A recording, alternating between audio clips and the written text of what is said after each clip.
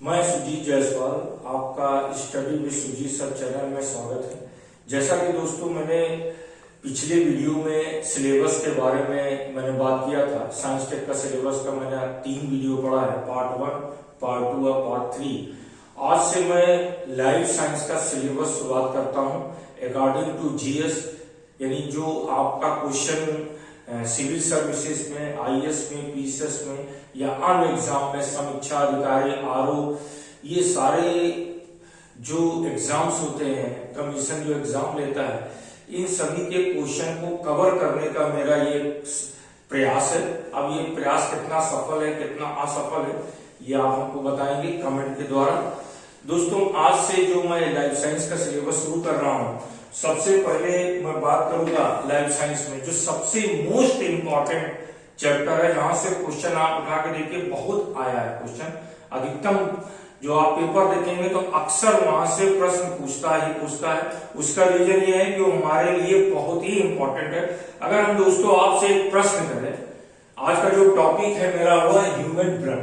अब हम दोस्तों आपसे एक प्रश्न करें कि हमारे शरीर में सबसे अधिक महत्वपूर्ण कौन सा भाग अथवा अंश है, तो आपके सामने प्रश्न ये है कि आपके शरीर में सबसे अधिक महत्वपूर्ण भाग कौन सा है या महत्वपूर्ण अंश कौन सा है, भाग कौन सा है। प्रश्न है आपका कि हमारे शरीर में सबसे महत्वपूर्ण अंग यानी ऑर्गन ऑब्लिक भाग है। पहला ऑप्शन जो है आपका वो है हार्ट, दूसरा ऑप्शन जो है आपका वो है ब्लड, और तीसरा ऑप्शन आपके सामने है वो है किडनी, और चौथा ऑप्शन आपके सामने है लंग्स। मैंने आपसे प्रश्न पूछा कि हमारे शरीर में सबसे महत्वपूर्ण भाग या अंग कौन सा है। ये 4 ऑप्शन है। अब आपको इसमें से बेस्ट ऑप्शन किया। आपके शरीर में हार्ट भी महत्वपूर्ण है, आपके शरीर में ब्लड भी महत्वपूर्ण है, आपके शरीर में लंग्स भी महत्वपूर्ण है, लेकिन आपके शरीर में ब्लड भी महत्वपूर्ण है। लेकिन इन चारों में सबसे महत्वपूर्ण क्या है, सबसे महत्वपूर्ण भाग कौन सा है, तो इसका बेस्ट ऑप्शन दोस्तों क्या होगा, इसका बेस्ट ऑप्शन होगा ब्लड।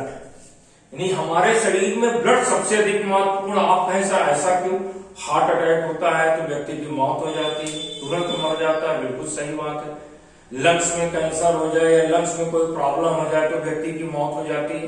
किडनी में प्रॉब्लम हो जाए, किडनी खराब हो गई तो भी व्यक्ति की मौत हो जाती है। लेकिन उसका रीजन ये है बॉस, उसका रीजन ये है दोस्तों, क्योंकि जो ब्लड के नाते ही इन तीनों का अस्तित्व है।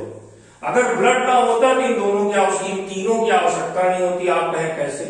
देखिए, हार्ट क्या करता है, हार्ट एक पंप की तरह काम करता है। Heart is just like a pump. जैसे घर में आपका पंप लगा हुआ है, वाटर पंप लगा हुआ है, आप उसको ऑन करते हैं तो वो वाटर को सर्कुलेट करता है। इसी प्रकार से हार्ट का एक महत्वपूर्ण काम है आपके शरीर में ब्लड का सर्कुलेशन करना, आपके शरीर के विभिन्न अंगों तक ब्लड को पहुंचाना, आपके शरीर के विभिन्न अंगों तक, आपकी कोशिकाओं तक जो ब्लड पहुंचता है उसमें बहुत महत्वपूर्ण रोल आपका हार्ट का होता है।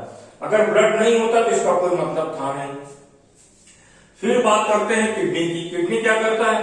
किडनी आपके ब्लड को क्लीन करता है, साफ करता है। ब्लड में जो अपशिष्ट पदार्थ है उसको बाहर निकालता है, जिसको आप यूरिन के रूप में अर्थात मूत्र के रूप में डिस्चार्ज करते हैं। इस प्रकार से किडनी जो होती है आपके शरीर में, वो छन्नी का काम कर रहा है, वो डिस्चार्ज कर रहा है आपके ब्लड को छान करके उसमें से जो अपशिष्ट पदार्थ है वो यूरिन के रूप में आपके शरीर से बाहर निकलता है।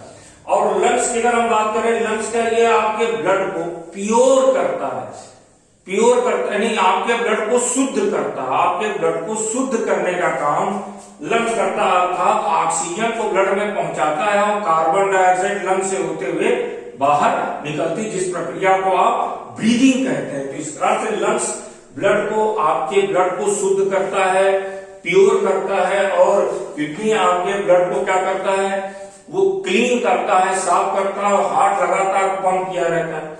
जबकि इस नाते से, ब्लड के नाते ही इन तीनों का, अगर आप एक कोष की जीवों को देखें तो एक कोष की जीवों में ये सब ताना बाना, अर्थात ये हार्ट, ब्लड, किडनी, लंग्स आदि नहीं होती है दोस्तों।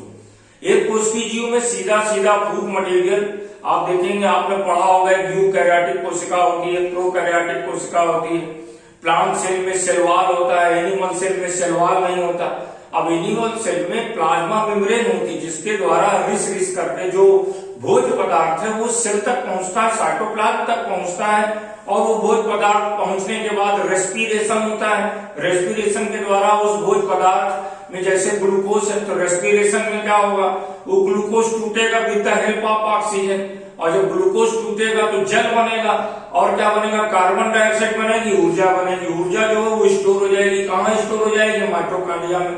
आप बचपन से पढ़ते आए हैं कि माइटोकॉन्ड्रिया को कोशिका का पावर हाउस कहते हैं, तो उसकी बात मैं अब आगे के क्लास में करूंगा। लेकिन यहाँ पर सबसे महत्वपूर्ण ब्लड हो जाता है, यहाँ पर सबसे अधिक महत्वपूर्ण क्या हो जाता है, ब्लड हो जाता है। तो ब्लड इसमें सबसे इंपॉर्टेंट है। या यहाँ से आपको कुछ आइडिया लगा होगा कि ब्लड कितना महत्वपूर्ण है आपके शरीर में। तो आज से मैं चैप्टर आपका ह्यूमन ब्लड की शुरुआत करता हूं। ह्यूमन ब्लड क्या है, इसके बारे में आज से मैं बात करता हूं। तो सबसे पहले मैं बात करूंगा ह्यूमन ब्लड की, ह्यूमन ब्लड, उसके बाद ह्यूमन हार्ट के बारे में बात करूंगा। अब ह्यूमन ब्लड को देखिए, तो ह्यूमन ब्लड को हम दो तरीके से अध्ययन करते हैं, या ये कहिए आपके एग्जाम में दो जगह से प्रश्न आता है ह्यूमन ब्लड में, खासकर दो जगहों से प्रश्न पूछता है। एक तो आपका ब्लड ग्रुप से, एक जो क्वेश्चन पूछेगा आपका वो पूछेगा ब्लड ग्रुप से, ब्लड ग्रुप से क्वेश्चन पूछेगा। और दूसरा आपका ब्लड कंपोजिशन से क्वेश्चन पूछेगा। तो ब्लड ग्रुप और ब्लड कंपोजिशन से ये प्रश्न आपका पूछता है। अब सबसे पहले हम बात करेंगे ब्लड ग्रुप की। ब्लड ग्रुप क्या है, इसके बारे में क्या क्या ब्लड ग्रुप आप पढ़ते हैं, ए ग्रुप पढ़ते हैं, बी ग्रुप पढ़ते हैं, AB ग्रुप पढ़ते हैं, जीरो ग्रुप पढ़ते हैं, ये क्या है। तो इसको समझने से पहले 2 मिनट आपको थोड़ा सा ब्लड कंपोजिशन भी समझना पड़ेगा। बाकी डिटेल में मैं इसकी बात करूंगा, लेकिन जब आप इसको थोड़ा सा समझ लेंगे तो आपको ब्लड ग्रुप को समझने में बहुत सहजता होगी, बहुत ही आसानी होगी। देखिए ब्लड ग्रुप, ब्लड कंपोजिशन को अगर आप देखें तो ब्लड 2 भागों से मिलकर बना है। एक तो होता है प्लाज्मा, दूसरा होता है ब्लड सेल्स। प्लाज्मा ब्लड का तरल भाग होता है जो ब्लड के 55% भाग को बनाता है, जबकि ब्लड सेल्स, जिसको ब्लड कार्पेसेल्स भी कहते हैं, जो कि आपके ब्लड को 45% भाग को ब्लड सेल्स बनाता है, जिसको ब्लड कार्पेसेल्स कहते हैं। इसमें अगर आप आरबीसी देखें तो आरबीसी आपके ब्लड में, एक नॉर्मल ह्यूमन के, एक सामान्य व्यक्ति के रक्त में आरबीसी की संख्या लगभग 45 से 50 लाख प्रति क्यूबिक मिलीमीटर होती है दोस्तों। 45 से 50 लाख प्रति क्यूबिक मिलीमीटर होती है। और डब्ल्यूबीसी की संख्या 6000 से 10,000 प्रति क्यूबिक मिलीमीटर होती है। और आपका प्लेटलेट्स, जिसको थ्रोम्बोसाइट्स भी कहते हैं, इसकी संख्या आपके रक्त में लगभग 2.5 लाख से 4.5 लाख होती है। बाकी इससे संबंधित रोग है। अब अगर प्रश्न देखें, खासकर जो एग्जाम में पूछते, सबसे ज्यादा प्रश्न जो ब्लड में आता है वो आरबीसी से आता है। अब आप कहें सर ऐसा क्यों है, उसका कारण है कि भारत में हर दूसरी महिला एनीमिया से ग्रस्त है। हेल्थ की प्रॉब्लम एक जो समस्या दिखती है महिलाओं में, हर दूसरी महिला वो एनीमिया से ग्रस्त है। इसलिए सबसे ज्यादा प्रश्न आप देखेंगे तो आरबीसी से आती है। इसकी चर्चा मैं कंपोजिशन में करूंगा, लेकिन अब आज का जो मुद्दा है मेरा वो है ब्लड ग्रुप। तो सबसे पहले मैं दोस्तों आपसे बात करूंगा ब्लड ग्रुप के बारे में। ह्यूमन ब्लड ग्रुप क्या है, इसके बारे में बात करूंगा। तो सबसे पहले आप देखिए ब्लड ग्रुप के बारे में कि ब्लड ग्रुप क्या है और इसको किस तरीके से अब हम समझ पाए। सबसे इंपॉर्टेंट चीज है आपको रटना ना पड़े। ह्यूमन ब्लड ग्रुप आपको रखना ना पड़े, आप इसको समझ लें, इसको समझेंगे आप कैसे। देखिए थोड़ा सा आप इसको समझने का प्रयास करिए सामान्य भाषा में। बहुत पहले, आज से लगभग तकरीबन 100-150 साल पहले आप जाएं, जब मेडिकल साइंस में, चिकित्सा विज्ञान में इतनी प्रगति नहीं हुई थी, तो ये ब्लड के बारे में उस समय भी जरूरत पड़ती थी लोगों को, खासकर यूरोप में, क्योंकि वहां पे नेचुरली है कि विज्ञान का विकास बहुत तेजी से हो। इसको उस समय आप कह सकते हैं कि ये शताब्दी लगभग डायमंड एज चल रहा है साइंस का, पहले गोल्डन एज हुआ करता था। तो उस समय क्या होता था कि किसी का रक्त किसी को चढ़ा दिया जाता था, और जब किसी का रक्त किसी को चढ़ाया तो कभी व्यक्ति बच गया और कभी मर गया, बच गया तो बच गया, मर गया तो मर गया। अब बच गया तो हमने बचाया, मर गया तो ऊपर वाले की मर्जी नहीं, ये आदमी की फितरत होती है। आदमी कहता है अगर किसी कोई काम उससे अच्छा हो जाता है तो कहता है ये मैंने किया और ये काम खराब हो गया कि ये ऊपर वाले की मर्जी नहीं थी, ऐसा हम आप सभी लोग कहा करते हैं। तो पहले यही होता था, किसी का रक्त किसी को चढ़ा दिया, बच गया तो बच गया, मर गया तो मर गया। फिर समय बीता, समय के बाद सन 1902 में साइंटिस्ट थे जिनका नाम था, आपने पढ़ा भी होगा छोटे क्लासों में, कार्ल लैंडस्टीनर। तो 1902 में कार्ल लैंडस्टीनर ने ब्लड का अध्ययन किया, और अध्ययन करने के बाद कार्ल लैंडस्टीनर ने रुधिर वर्गों को दिया। तो और इसके लिए उन्हें 1930 का चिकित्सा और कार्की का दोस्तों नोबेल पुरस्कार भी मिला। ये बहुत बड़ी उपलब्धि मानी जाती है उस समय, क्योंकि उस समय ब्लड की कमी से लोगों की मृत्यु होती थी। तो इन्होंने इस पर काम किया और इसके लिए उन्होंने ब्लड ग्रुप दिया, और इसके लिए उन्हें 1930 का नोबेल पुरस्कार मिला। अब लैंडस्टीनर के स्तर पर आकर देखें कि लैंडस्टीनर ने क्या समझाया और क्या बताया। देखिए लैंडस्टीनर ने बताया कि हमारा जो ब्लड होता है, हमारे ब्लड में दो विशेष प्रकार के प्रोटीन होती है। हाँ दोस्तों, प्रोटीन हमारे रक्त में से, आपके ब्लड में बहुत सारी प्रोटीन होती है। अब वो सारी चर्चा हम एक साथ नहीं कर सकते, लेकिन चूंकि मेरा बिंदु केवल और केवल इसमें ब्लड ग्रुप को समझाना है, तो उन्होंने बताया कि हमारे रक्त में दो विशेष प्रकार की प्रोटीन होती है, और वो जो दो प्रोटीन होती है हमारे रक्त में, एक प्रोटीन तो आपके रक्त की आरबीसी की कोशिका कला में होती है। आपकी आरबीसी जो है वो बाई कान की है, उभय अवतल होती है, बाई कान की होती है। तो उन्होंने बताया कि एक तो प्रोटीन आरबीसी की कोशिका कला में होती है, तो जो आरबीसी की कोशिका कला में अर्थात प्लाज्मा मेम्ब्रेन में जो प्रोटीन होती है, उसका नाम बंधु इन्होंने दिया, उसका नाम इन्होंने दिया एंटीजन। एंटीजन। और दूसरी प्रोटीन जो कि रक्त के प्लाज्मा में होती है, उसका नाम उन्होंने दिया एंटीबॉडी।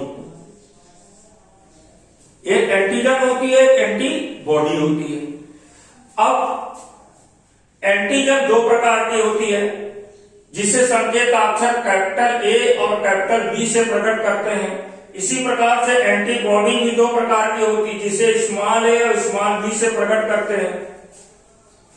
स्मॉल ए और स्मॉल बी से प्रकट करते हैं। एंटीजन दो प्रकार की होती है, जिससे संकेताक्षर कैपिटल ए कैपिटल बी से प्रकट करते हैं, और एंटीबॉडी दो प्रकार की होती है, जिसे स्मॉल ए स्मॉल बी से प्रकट करते हैं। अब एंटीजन आरबीसी की कोशिका कला में पाई जाती है, जबकि एंटीबॉडी जो होती है वो आपके रक्त के प्लाज्मा में होती है। और एंटीबॉडी भी एक प्रोटीन है, एंटीजन भी एक प्रोटीन। अब आपका जो रक्त, अब इसको हम किस तरह से समझें? उन्होंने क्या किया, on the basis of antigen, antigen के आधार पर रुधिर को चार वर्गों में बांटा। अभी चक्कर क्या है ये थोड़ा समझिए। देखिए एक्चुअल में उन्होंने ये बताया कि यदि आपके रक्त में आपकी आरबीसी की कोशिका कला में एंटीजन ए है, ठीक है, अगर एंटीजन है और एंटीजन ए के साथ में एंटीबॉडी स्मॉल बी है, एंटीजन ए के साथ में एंटीबॉडी स्मॉल बी आपके रक्त के प्लाज्मा में, तो रुधिर का थक्का नहीं जमेगा। ठीक इसी प्रकार से अब कोई व्यक्ति है, उस व्यक्ति के रक्त के आरबीसी कि कोशिका कला में एंटीजन कैपिटल बी है। अब एंटीजन कैपिटल बी है तो एंटीबॉडी ए होगा, तो रुधिर का थक्का नहीं जमेगा। अर्थात इसको आप इस तरीके से समझ सकते हैं कि ये आपके रक्त का प्लाज्मा है, प्लाज्मा यानी तरल part, liquid portion of the blood, जो हरे पीले रंग का होता है। अब ये आपकी आरबीसी है जो आपके ब्लड प्लाज्मा में तैर रही है। अब इसकी कोशिका कला में यदि एंटीजन ए है तो इसके प्लाज्मा में जो प्रोटीन होगी वो एंटीबॉडी बी होगी, और यदि यहां पर एंटीजन कैपिटल बी है तो यहां पे एंटीबॉडी क्या होगा, स्मॉल ए होगा। इसी आधार पर अगर यदि आरबीसी की कोशिका कला में एंटीजन यानी ए और बी दोनों है तो एंटीजन दोनों है तो एंटीबॉडी को नहीं होगा। अब इसको एक साधारण से एग्जाम्पल से, एक सामान्य से एग्जाम्पल से समझिए आप, थोड़ा सा आपको समझने में आसानी होगी। एग्जाम्पल ये है कि मान लीजिए आपके पास दो प्रकार का डाक टिकट है। डाक टिकट आप जानते होंगे, डाक टिकट आप जानते होंगे, दो प्रकार का डाक टिकट है। डाक टिकट स्टैम्प जिसको कहते हैं, मान लीजिए दो प्रकार का डाक टिकट है आपके सामने, दो प्रकार का डाक टिकट है, ये दो प्रकार का डाक टिकट है। इस डाक टिकट की में देखिए तो पीछे विशेष प्रकार का गोंद लगा होता है। आप जानते हैं डाक टिकट के पीछे गोंद लगा रहता है जिसको चिपकाने के लिए आप इस्तेमाल करते हैं। मान लीजिए इसमें गोंद ए टाइप का लगा है और इस डाक टिकट में गोंद बी टाइप का लगा है। इसमें ए टाइप का गोंद लगा है, इसमें बी टाइप का गोंद लगा है। और मान लीजिए ये डाक टिकट में खास बात ये है, ये डाक टिकट में खास बात ये है कि ये डाक टिकट को यदि हम जल में, इस डाक टिकट को यदि हम जल में जल का छिट्टा मारे, वाटर का छिट्टा मारे तो डाक टिकट क्या होगा, आपस में चिपक जाएगा। और यानी ये डाक टिकट में जो गोंद लगा है ये जल में घुलनशील है।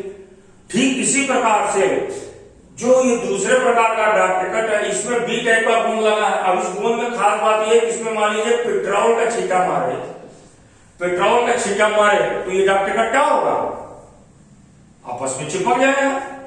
अर्थात ये वाला डाक टिकट पेट्रोल में चिपकता है, यानी जिसमें ए टाइप का गोंद लगा है वो जल में चिपकता है और जिसमें बी टाइप का गोंद लगा है वो पेट्रोल में चिपकता है।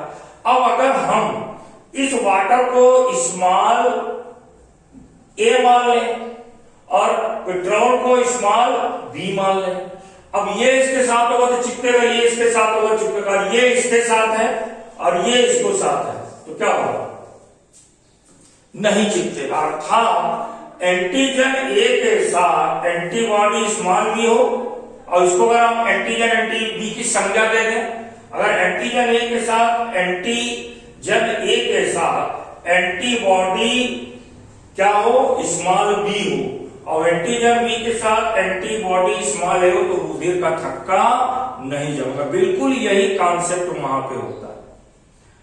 On the basis of antigen Landsteiner ने रुधिर को 4 वर्गों में बांटा। अब वो 4 वर्ग क्या है, वो 4 वर्ग क्या है ये देखिए, देखिए ब्लड ग्रुप,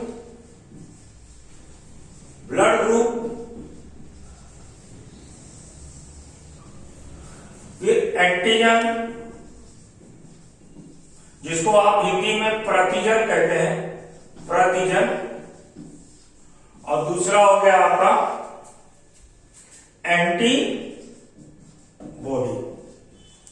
अब देखिए ये हो गया प्रतिरक्षी, ये हो गया प्रतिरक्षी। अब यहां पर एक खास बात ये है दोस्तों, बहुत ही इंपॉर्टेंट बात ये है दोस्तों कि blood group on the basis of antigen Landsteiner ने 4 वर्गों में बांटा। अब ये 4 वर्ग क्या है, ए बी, ए बी और 0, ए बी और 0। अब ये ए बी 0 समझ में नहीं आ रहा है, के बाद बी होता है, बी कहां से आ गया, 0 कहां से आ गया। अब इसको थोड़ा समझिए। अगर हम इसकी बात करें कि ब्लड ग्रुप ए उन्होंने कैसे नाम दिया ब्लड ग्रुप ए, देखिए जिन व्यक्तियों के रक्त में एंटीजन ए मिला, जिन व्यक्तियों के रक्त की आरबीसी में एंटीजन ए मिला, उनको उन्होंने उसका नाम उन्होंने ब्लड ग्रुप ए कर दिया। क्योंकि मैंने कहा on the basis of antigen, अर्थात प्रतिजन के आधार पर रुधिर को 4 वर्गों में बांटा। अब जिनके रक्त के आरबीसी में एंटीजन ए मिला, उनको ब्लड ग्रुप ए किया। एंटीजन ए है, जाहिर सी बात एंटीबॉडी क्या होगा, स्मॉल बी होगा। अब इसी प्रकार से जिनमें बी मिला, उनको बी नाम रख दिया, यहां पे होगा एंटीबॉडी स्मॉल ए होगा। अब जिनका रुधिर वर्ग ए बी है, ठीक है, जिनका रुधिर वर्ग ए बी है, उनमें क्या खास बात होगी, रुधिर वर्ग जिनका ए बी है, इसका मतलब है कि उनके रक्त में एंटीजन ए भी है और एंटीजन बी भी है। तो जब एंटीजन ए होगी, दोनों है, तो इनमें क्या होगा, ए बी वर्ग का मतलब क्या होगा, एंटीजन ए तथा बी दोनों। अब एंटीजन बी ए बी दोनों है, तो एंटीबॉडी क्या होगा, भैया उसको पेट्रोल में रखो चाहे पानी में रखो, लेकिन क्या होगा, चिपक जाएगा, क्योंकि इसमें एंटीजन दोनों प्रकार का है। इसका मतलब यहाँ एंटीबॉडी क्या होगा, कोई नहीं, यानी नन, कोई नहीं होगा यहाँ पर। अब ये ओ कहां से टपक गया, ये नहीं समझ में आता। देखिए बंधु, ऐसा है, इसको थोड़ा एक समझने का प्रयास करिए। अगर हम नंबर लिखें 0 1 2 3 4 5, अगर हम 0 1 2 3 4 5 लिखते हैं, तो इसका मतलब क्या होगा, यहां पढ़ेंगे 0 1 2 3 4 5। और अगर हम ऐसे लिखते हैं O P Q R S T, तो है, देखिए दोनों की शकल, 0 की शकल और O की शकल मिलती जुलती है। यहां पर OPQRST पढ़ते हैं, यहां पर 0 1, यहां पर 0 1 2 3 4 5 पढ़ते हैं।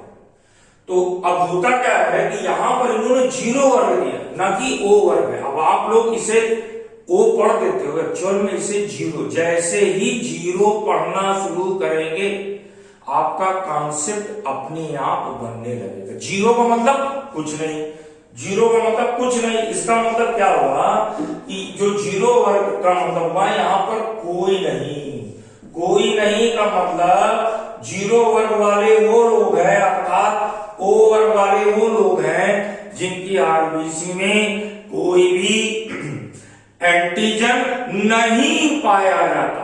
अब एंटीजन कोई नहीं है, तो एंटीबॉडी में दोनों होता है, ए तथा बी दोनों एंटीबॉडी इनके ब्लड में ए तथा बी दोनों होता है। तो on the basis of antigen, Landsteiner ने इसको 4 वर्गों में बांटा। अब ये 4 वर्ग में दाता ग्राही क्या है, थोड़ा सा ये समझ लीजिए, फिर ये वीडियो समाप्त होता है। और दोस्तों, आप लोगों से मेरा ये निवेदन है कि कृपया इस वीडियो को अधिक से अधिक शेयर करिए, सब्सक्राइब करिए। अगर आपको अच्छा लगा मेरा वीडियो ये, तो थोड़ा सा मैं इस पे बात कर लेता हूं अंत में, कि अगर आप दाता और ग्राही की बात करें, दाता और ग्राही, तो जाहिर सी बात है, जिस ब्लड में कोई एंटीबॉडी नहीं है, अब कोई एंटीबॉडी नहीं का मतलब सारा मौसम इसमें ना पेट्रोल है ना पानी, तो उसमें धक्का नहीं जमेगा, तो सर्वदाता कौन हो जाता है, 0 हो जाता है। आपने पढ़ा होगा छोटे क्लास में। तो इसमें आप देखें तो A B AB और 0, A B और 0, तो A वाला A को दे सकता है, A वाला किसको दे सकता है, AB को दे सकता है, B वाला B को और B वाला AB को दे सकता है। और AB वाला केवल AB को, 0 वाला क्या हो गया, सर्वदाता। तो ये मैंने आपको दोस्तों लैंडस्टीनर ने 4 वर्गों को जो खोजा था, इसके बारे में मैंने चर्चा की, आपको समझाया, बताया। अब एक इंपॉर्टेंट चीज होती है RH पॉजिटिव, RH निगेटिव, यानी जो 4 वर्ग खोज लिए गए, इसके बाद भी कुछ लोगों को रख दिया जाता था, कुछ लोग बच जाते थे, कुछ लोग मर जाते थे। इसका मतलब अभी शोध अधूरा है। इसलिए आगे चल करके लैंडस्टीनर के ही शिष्य विनर ने, लैंडस्टीनर के ही शिष्य थे जिन्होंने इस पर आगे काम किया, और काम करके जो है आगे का RS फैक्टर जिसको आप कहते हैं इसको दिया। तो आज वीडियो मैं यहीं तक रखता हूं, इसके बाद की बात बाद में।